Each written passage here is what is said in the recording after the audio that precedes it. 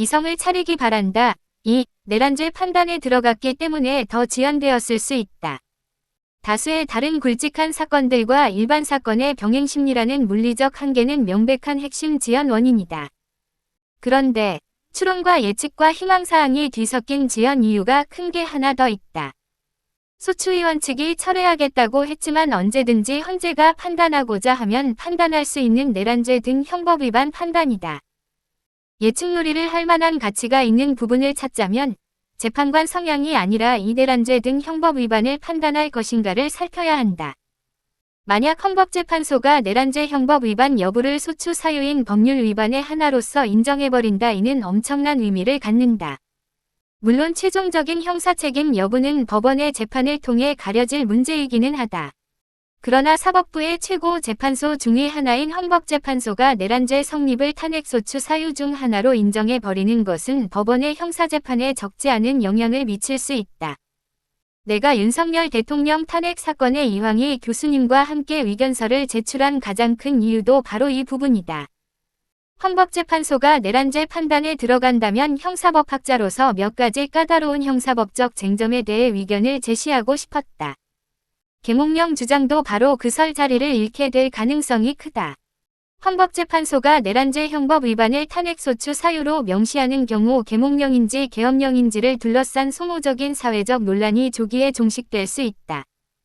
다만 혹시라도 나중에 더 정교한 사실심리, 증거조사를 거치는 형사재판과 결론이 달라질 위험을 감수해야 한다. 이런 부담을 피하기 위해서 박근혜 대통령 때는 아예 변론 준비 절차에서의 협의를 통해 형법 등 범죄 위반 여부는 다루지 않는 것으로 정리했다. 신속한 재판을 위한 조치이기도 했다. 윤석열 대통령 탄핵 사건에서는 윤 대통령 측의 격한 반발로 그 협의가 이루어지지 않았다. 내란죄 형법 위반 여부를 판단할지는 헌법재판소의 재량으로 여전히 남아있다. 헌재가 형사재판 결과와의 배치 가능성 등을 이유로 판단을 회피할 가능성도 크다. 다만 체포지시 등 내란죄 범죄 성립에 반드시 필요하지 않지만 심하게 다퉈지는 사실에 대한 판단만 회피하는 방법도 있다. 내란죄 성립에 필요한 다툼이 없는 최소한은 사실만을 인정해 내란죄를 인정한다면 형사재판 결과에 배치될 위험성을 상당 부분 피할 수 있다. 물론 헌법재판소가 자신이 있다면 논란이 되었던 사실까지 판단해 볼 수도 있을 것이다. 나는 이 문제를 여러 차례 강조해 왔지만 5대3 교착 상황에 대한 음모론적 관심이 너무 커져서 이 중요한 이슈를 다 먹어버렸다. 이미 선고기일이 잡힌 이상 만약 헌법재판관들 전원 일치가 가능한 부분이라면 내란죄 판단을 하기로 헌재가 결단했기를 차라리 바란다. 내란죄 판단으로 인하여 심리가 지연되었는지 여부는 알 수 없지만 적어도 지금 시점에서는 선고일이 지정되었기 때문에 그러한 희망을 품어보는 것이다. 하나 더 희망사항을 추가한다. 가능성은 훨씬 더 낮지만 증거능력 판단 관련하여 위법수집 증거배제 법칙의 적용 쟁점을 매개로 공수처나 검찰의 수사권 논란까지 해결해 주면 좋겠다. 검찰과 공수처 모두 내란죄 수사권이 있으므로 검찰이 송부한 증거가 위법수집 증거로서 증거능력이 배제될 가능성은 없다는 점을 정면으로 인정해주면 정말 금상첨화이다. 이것까지는 좀 과한 욕심이긴 하다. 슈퍼 윤석열 탄핵 결정문. 위의 바램들이 모두 실현된 결정문, 그것이 내가 아래 글에서 이야기한 슈퍼 윤석열 탄핵 결정문이다. https://www.facebok.com/share/p/123fpfdg5/ 슈퍼 윤석열 탄핵 결정문이 나올지 여부, 즉 내란죄 형법 위반 여부나 내란죄 수사권에 관한 판단이 헌법재판소 결정문에 들어갈까? 이런 예측은 매우 생산적이다. 이틀의 시간만 남아있지만 충분하다. 국민들이 내란죄가 정말 성립하는지 여부에 관한 법리적 쟁점을 쉽게 이해할 수 있도록 하는 노력이 필요하다. 이는 윤석열 대통령에 대한 내란죄 형사 재판 결과가 잘 나오는 데에도 큰 도움이 될 것이다.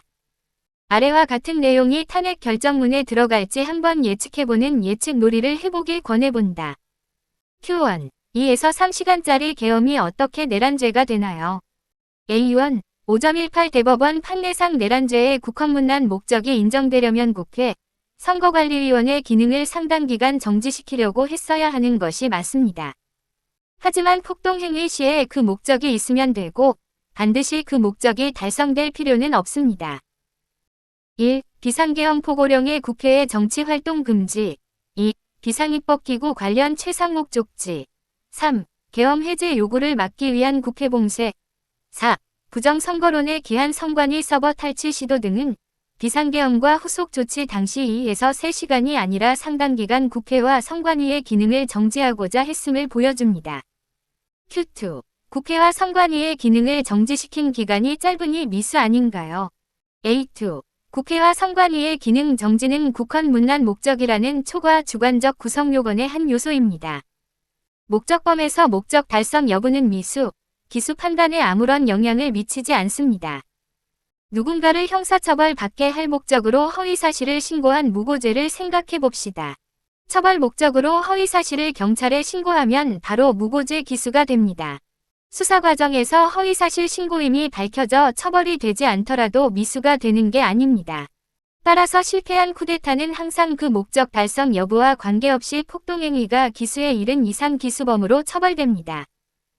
Q3. 내란죄의 객관적 구성 요건인 폭동행위, 가장 넓은 의미의 폭행 협박이 있었지만 결국 친위 쿠데타가 실패했으니 미수범 아닌가요?